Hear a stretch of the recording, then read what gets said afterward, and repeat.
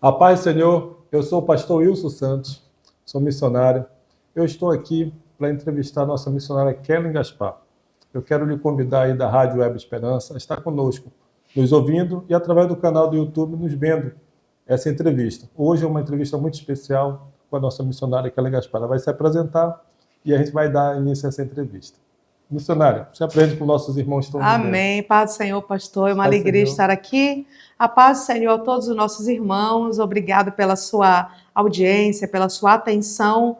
Nós vamos falar hoje do assunto mais interessante e empolgante do mundo, que é a obra missionária. Fica aí, que com certeza Deus tem uma palavra para o seu coração. Missionária Kellen Gaspar, a senhora pode nos contar como foi seu chamado para a missão? Muito bom. Eu gosto muito de contar sobre meu chamado, pastor, porque as pessoas acham, geralmente, que para alguém ser chamado para a obra missionária precisa acontecer alguma coisa sobrenatural. Verdade. Precisa ter uma profecia, ver um anjo, ouvir uma voz, a parede tem que tremer. Mas, na verdade, não é nada disso. Deus, ele fala da maneira que ele quer falar. No meu caso, foi através da palavra pregada. Eu já conheci missionários que Deus chamou através de sonho, eu já conheci missionários que Deus chamou através da leitura de um jornal, da leitura de uma revista. Então, não existe uma fórmula, acredito eu, né, para o chamado. Eu estava presente em um culto, nesse culto tinha uma missionária pregando, e a missionária começou a dizer assim: Deus está procurando pessoas que não estejam escondidas por detrás das trincheiras enquanto a guerra está acontecendo. Deus procura voluntários, Deus procura pessoas que se ofereçam a Ele para ocupar as linhas de frente nessa guerra pelas almas. E eu entendi, eu tinha 15 anos de idade. Eu entendi que até aquele momento a minha vida, ela não trazia nenhuma glória para o nome do Senhor. Entendo. Eu estava só na igreja, eu não estava em Cristo. Aí eu descobri que estar na igreja é diferente de estar em Cristo. Quem está em Cristo se preocupa com a salvação do outro. E eu não me preocupava com a salvação de ninguém. Então, naquele momento, eu fui à frente, dobrei meus joelhos diante do altar do Senhor e fiz uma entrega. Né? Eu falei: Senhor, aqui está a minha vida diante do teu altar. Se houver algum povo que ninguém queira, eu quero. Se houver algum trabalho que ninguém queira fazer, eu quero fazer.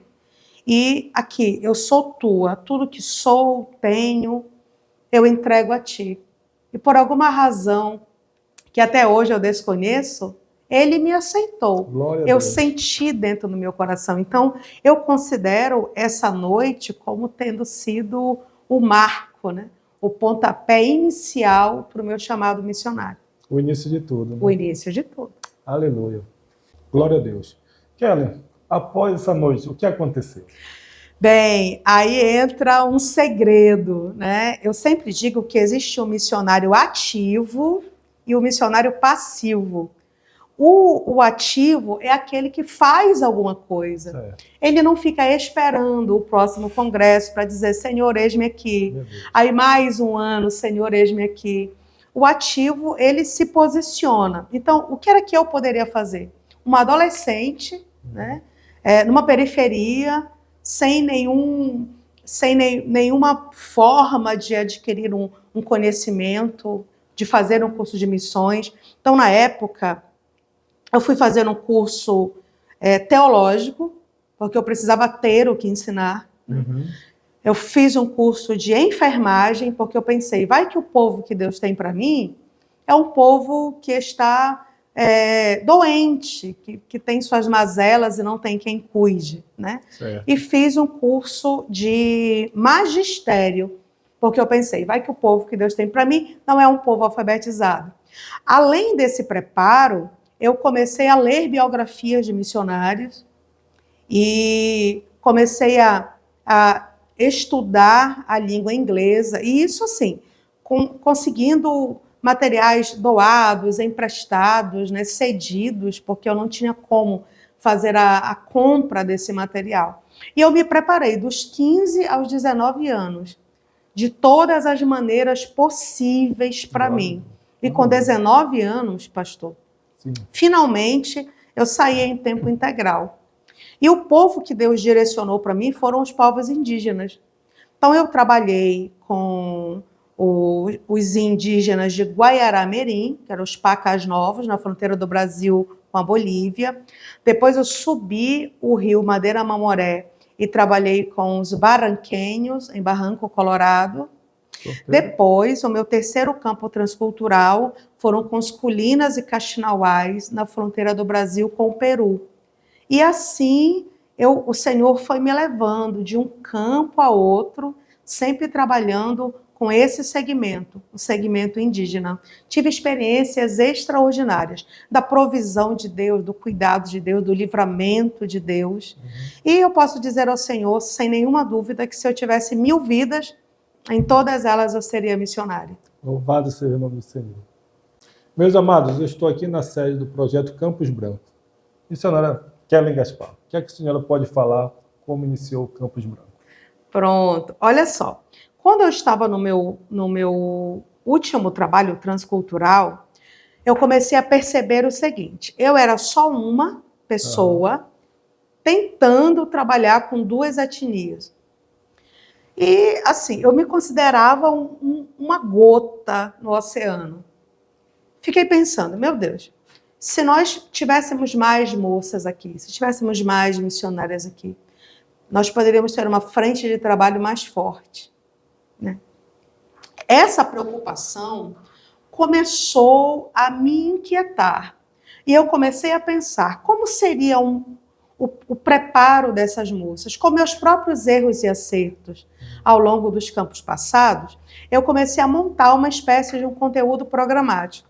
Nessa época, eu não tinha a menor noção do que seria o Campos Brancos, mas eu comecei a escrever. Bem, se nós tivéssemos uma escola para preparar missionárias para alcançar esse povo, nós acordaríamos às 6 da manhã, nós teremos o A Sós com Deus, o devocional coletivo, elas aprenderiam a plantar uma horta, elas aprenderiam primeiros socorros, elas aprenderiam a alfabetizar, elas aprenderiam a dar um discipulado. E eu comecei a escrever. E existe algo muito poderoso quando você escreve, né? Parece que você chama à existência alguma coisa que antes só existia na tua cabeça e agora está registrado num papel.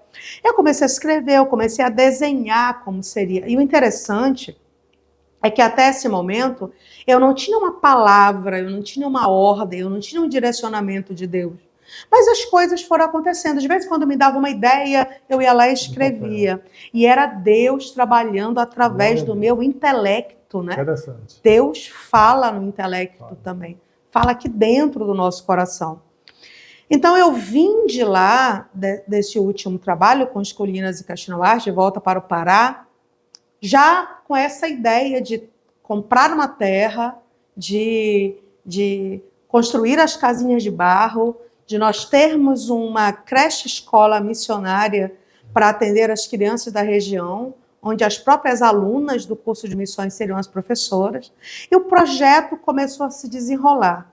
E, amados, eu sempre digo que quando nós começamos, Deus começa também. Verdade. O começo do Campos Brancos foi difícil. Eu estava até lembrando um dia desse, vendo umas fotos antigas, eu amassando o barro, né, para construir a primeira casa, urdindo a palha para cobrir essa casa. Meu Deus. E sem água, sem luz. Essa terra em Maracanã foi comprada. Era uma terra que tinha só capoeira, como nós falamos aqui no estado. E foi preciso, assim, muitos anos de preparo, de espera, para que alguma coisa acontecesse. A primeira turma do curso de missões tinha uma aluna.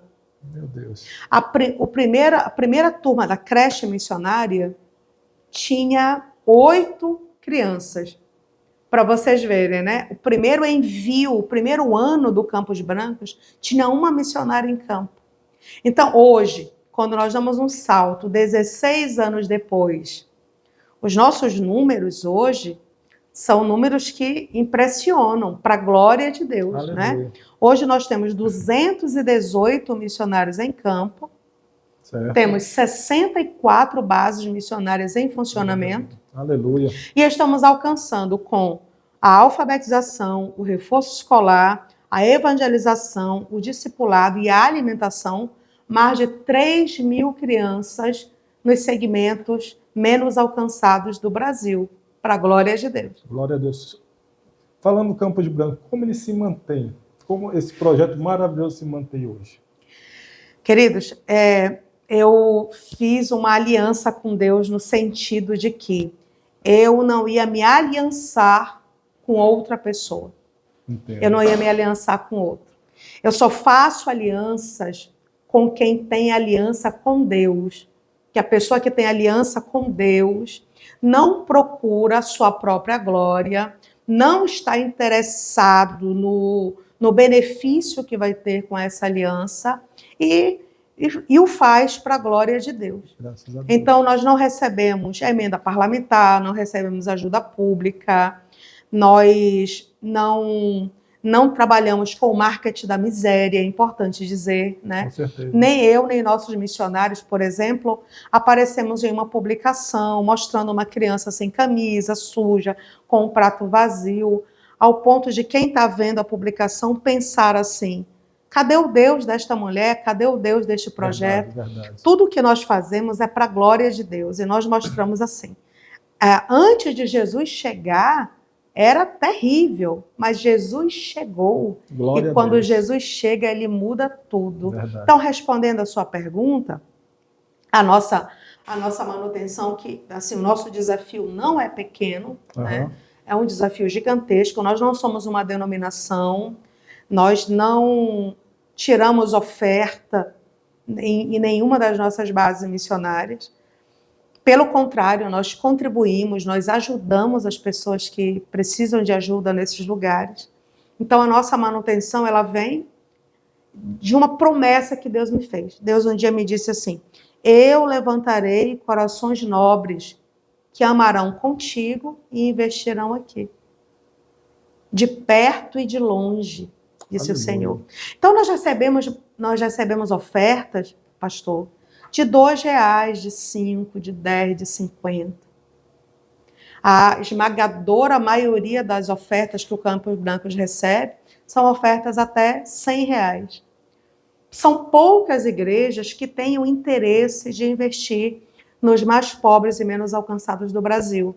Então, nós temos pouquíssimas igrejas que mandam uma oferta mensalmente, né?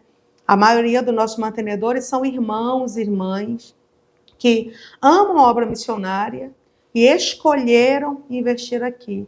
Muitos deles sem nem conhecer, mas acreditam no trabalho que nós estamos fazendo. E a fé é a nossa moeda, né? Nós nos mantemos em oração, dependendo de Deus. Uma coisa que eu sempre digo aqui é que Deus ele precisa aprovar a nossa contabilidade, porque nós não trabalhamos com reserva. Certo. Ele precisa aprovar a nossa contabilidade esse mês, para ele mandar no mês que vem. E o mais maravilhoso disso é que eu não tenho nenhuma história de miséria para contar. Graças a Deus. Deus sempre manda, ele é fidelíssimo.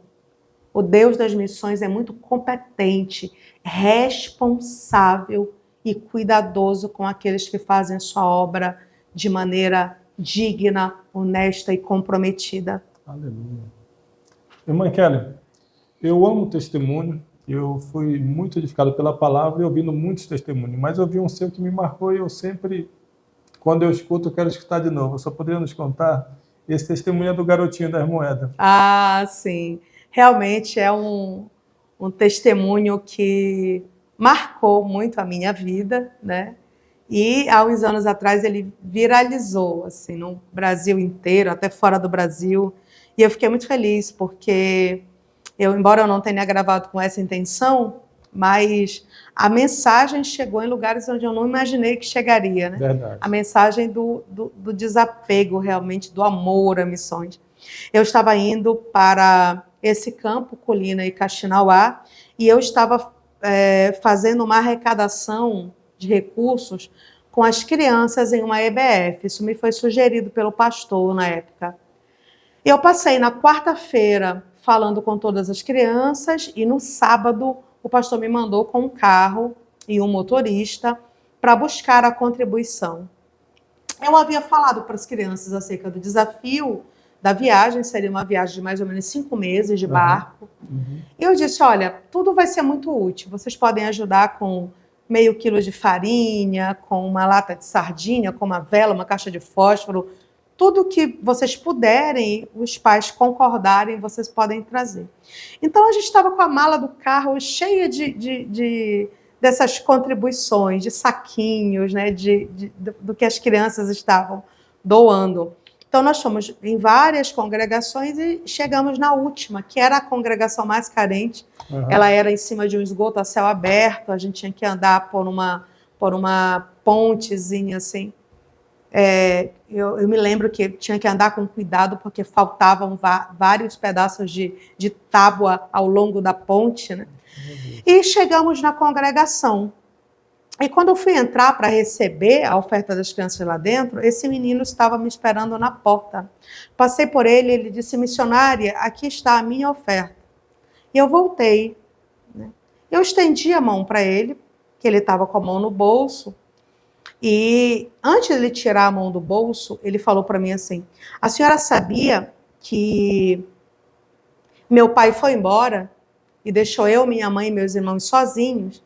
Eu disse, não, meu bem, eu não sabia. Aí ele disse, minha mãe, ela é empregada doméstica, ela sai bem cedinho. Aí ela deixa na minha rede e na rede dos meus irmãos, 10 centavos para cada um. Só um parêntese que isso aconteceu há mais de 20 anos, tá? Ele disse, a senhora sabe para quê? Eu disse, não, meu bem, não sei. Ele disse, cada um de nós compra um ovo. Às vezes eu como o meu de manhã, às vezes eu como o meu à tarde. Ela não deixa o ovo comprado porque um come o ovo do outro. Aí ela deixa 10 centavos na rede. Aí ele tirou do bolso dele algumas moedas, fez esse movimento, eu coloquei minha mão embaixo da dele, e ele colocou na minha mão 10 centavos, mais 10 centavos, mais 10 centavos. 3 dias. E eu perguntei, que dinheiro é esse, meu filho? Ele disse, eu não comi meu ovo quarta-feira, não comi meu ovo quinta-feira e não comi meu ovo ontem. Eu disse, o que foi que você comeu? Ele disse, eu comi só farinha. Mas os meus irmãos comeram ovo e farinha.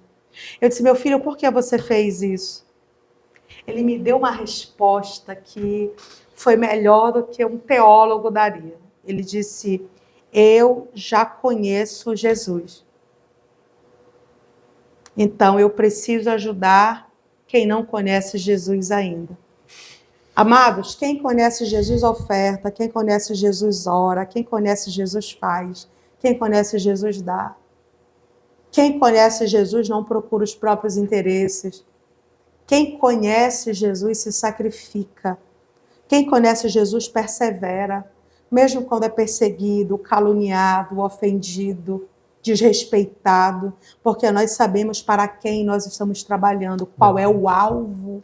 Nosso alvo é Cristo, né? Eu nessa hora, eu recebi as 3 moedas dele, nos abraçamos. Eu chorei muito, eu não sabia o que dizer, né? Para consolar aquela criança, não sabia, mas o nosso Deus, ele sabia. Eu não sou profeta, eu acho que foi a única vez na minha vida que eu profetizei, mas eu simplesmente abri a boca e o Senhor falou. O Senhor disse para ele, olha menino, nunca mais faltará o pão na tua mesa a partir deste dia. Eu abro uma janela tão grande que até teus filhos e netos ainda comerão do pão que te entrego hoje. Tu serás grande nesse lugar. Empresários e políticos baterão na tua porta, dependendo dos teus favores, e tu dirás sim ou não, conforme o desejo do teu coração, porque tu amastes aquilo que ama o coração do teu Senhor. Essa foi a palavra. Tem 20 anos, eu nunca esqueci de uma palavra, porque é como se tivesse acontecido ontem. E de fato, Deus cumpriu. Há alguns anos, esse menino me mandou uma mensagem no Instagram. Hoje já é um homem, né? Ele disse que o pai voltou para casa naquela semana, foram morar na casa da avó, ele se formou em engenharia civil, os irmãos também se formaram e hoje eles estão no mercado de trabalho, estão todos bem, a bênção de Deus alcançou a família inteira. Vale a pena ser fiel, vale a pena obedecer, vale a pena investir. Esse negócio é o melhor negócio do mundo. É o negócio que resulta em salvação de almas. É o negócio que está no coração de Deus. Louvado seja o nome do Senhor. Muito obrigado. Kelly, muito impactante essa sua fala, o que a sua fala conosco. Eu também, como membro de uma igreja, como servo do Senhor, a gente fica mesmo impactado. Mas eu queria lhe perguntar hoje, a sua visão sobre missões, como podemos ajudar, como podemos contribuir um pouco mais com a missão hoje, na sua visão? Muito bom. Pastor, em primeiro lugar, nós precisamos entender que a missão ela não é opcional. Nós precisamos entender que não existe terreno neutro em missão. Quem não está fazendo já está atrapalhando. Meu Deus. É preciso se posicionar. Como é que o cristão se posiciona? Primeiro, entendendo que é um devedor. Nós não estamos na igreja a passeio. Nós não estamos na igreja para passar o tempo. Não é um clube.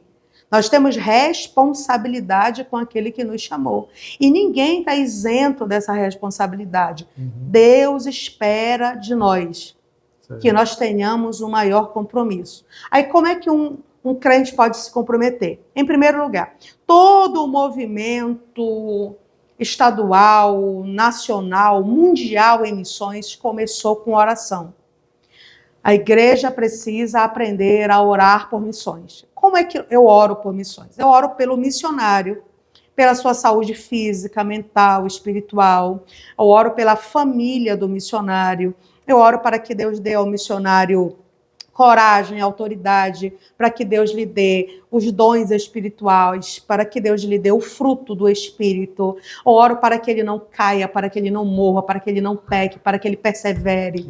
Eu dou essa cobertura espiritual. Tudo que Deus faz na terra é em resposta às orações. Certo. Se nós orássemos mais, nós teríamos um avanço aí, pelo menos 100 vezes maior do que o avanço que nós estamos tendo agora. Entendi. Então, nós não estamos avançando mais, falta de oração. Até porque quem não ora não oferta, quem não ora não prega, quem não ora não faz, quem não ora não incentiva, quem não ora não dá. Então, tudo precisa começar com oração. Orar pelos nossos pastores para que tenham visão espiritual, né, para que entendam que o campo deles é o mundo. Verdade. E não onde a sua igreja simplesmente está edificada. Então, começamos com oração. Depois da oração, nós temos a contribuição. Se você tem uma secretaria de missões em sua igreja que funciona, que é real, né, que é honesta, invista lá, é justo. Né?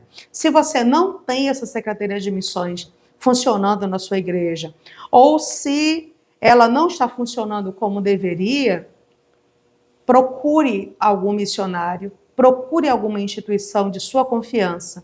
Só que nós precisamos entender que não dá para queremos ser levados a sério no céu se nós gastamos mais com Coca-Cola do que com missões, né? Se gastamos mais com pizza do que com missões. Se gastamos mais com chicletes e balas do que com missões. Como é que eu posso dizer que Deus é o meu Senhor e não é o Senhor do meu dinheiro? Não é o Senhor da minha carteira? Eu quero que Ele se assenhorie de tudo, menos da minha vida financeira. Não há. Não é possível isso. Eu tenho uma responsabilidade. Tem orações de missionários que Deus quer me usar para responder. Então, eu não posso ser um lago, eu preciso ser uma fonte. Quem é abençoado, abençoa também. Então, eu sou dizimista, sou ofertante e sou um investidor da obra missionária. Então, a gente ora, a gente contribui e é uma tríade, né? O terceiro ponto é Eu sou uma testemunha viva de um Cristo vivo.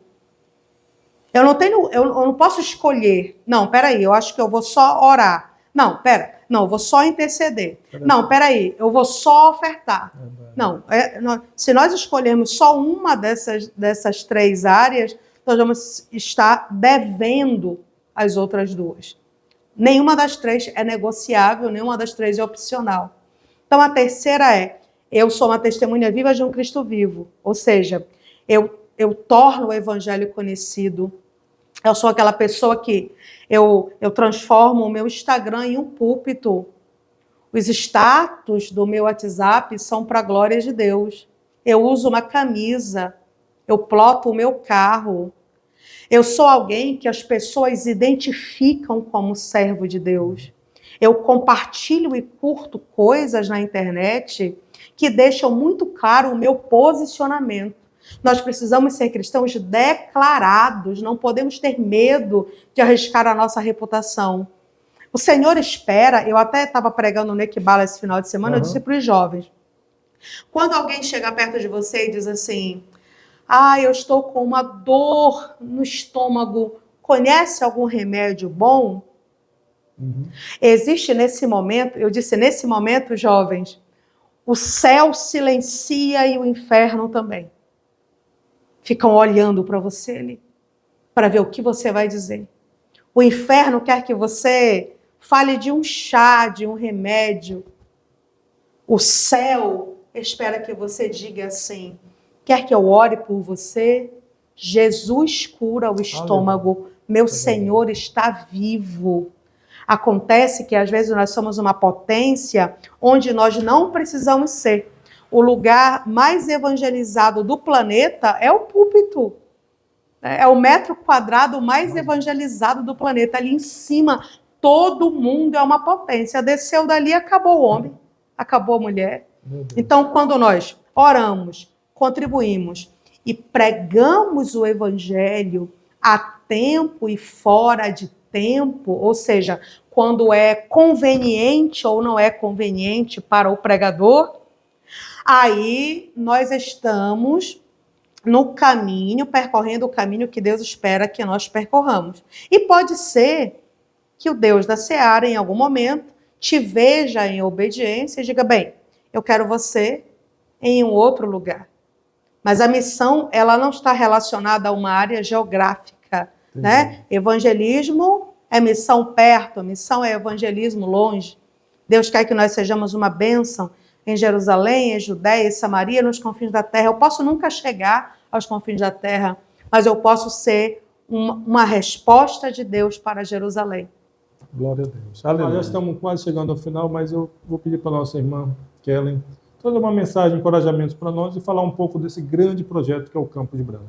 Missionária, fique à vontade. Amém. Obrigada, pastor. Muito obrigado. Meus irmãos, eu quero convidar a vocês para que conheçam o projeto missionário Campos Brancos. Siga nas redes sociais, siga o nosso Instagram. Nós temos publicações onde nós levamos muito a sério a obra missionária. Então, você que ama missões, você que ama ver o que Deus está fazendo entre segmentos menos alcançados do Brasil, nos siga, curta, compartilhe, divulgue esse material. Nós trabalhamos para a glória de Deus e para prejuízo do inferno. Um outro pedido, ore pelos nossos missionários em campo. Eles estão em lugares difíceis, distantes. Não é fácil o dia a dia da missão. São muitos os inimigos, o diabo trabalha constantemente. Então, nós precisamos que nossos missionários estejam recebendo essa cobertura espiritual. Ore, né? E, se possível, seja um contribuinte. Não fique pensando assim, quando eu tiver mais, quando eu for admitido, quando eu receber aí uma nova remuneração, quando Deus abrir uma outra porta. Não, comece a fazer alguma coisa agora. Comece a investir daquilo que Deus já te deu. Não importa se a oferta é pequena. O que importa é a tua seriedade diante do céu. Como eu já disse, nós já recebemos ofertas de R$2, de 3, de 5. É alguém que não pode fazer muito, mas como o garotinho do testemunho que eu contei, decidiu fazer a sua parte. Nós temos 218 missionários, nós temos 3.000 crianças divididas em 64 bases. Os desafios são gigantescos. Pastor, tem barco que afunda, tem moto que quebra, base que precisa ser ampliada. Então, nós temos bases que são de barro, que precisam ser reformadas. Então, nós temos nesse momento, agora em que essa entrevista está acontecendo, nós temos muitas necessidades no campo missionário. Hoje de manhã minha pressão estava alta, eu estava preocupada, estou ainda, né? Estamos em período de folha. E dependemos de um milagre. E dependemos que o dinheiro de Deus chegue nos nossos cofres para que daqui esse dinheiro seja distribuído para os missionários que estão na linha de frente. E onde está o dinheiro de Deus? O dinheiro de Deus está no bolso dos crentes. Não está em emenda parlamentar, não está nos cofres da prefeitura, não estão nos cofres públicos. Eles estão com o povo de Deus. Então, contribua, faça a sua parte. Se você orar, se você contribuir, se você divulgar, se você compartilhar, se você for um defensor da obra missionária onde você estiver, se você segurar essa bandeira aí para a sua família, para os seus amigos, você estará sendo um missionário também. E onde quer que uma alma curve-se diante do Cordeiro, através do seu esforço, Aleluia. a recompensa também é sua. Não fique parado, seja um missionário ativo. O céu conta contigo. Glória a Deus. Eu quero lhe agradecer por esse momento tão maravilhoso, tão bondoso. Eu digo assim, esse dia espetacular, Deus nos concedeu essa entrevista. Amém. Muito obrigado pelo seu tempo e que Deus continue abençoando. E Amém. agradeço o povo. Um abraço grande, obrigada por tudo. Foi muito bom estar com vocês, passar essa tarde com vocês. Que Deus os abençoe grandemente. Amém.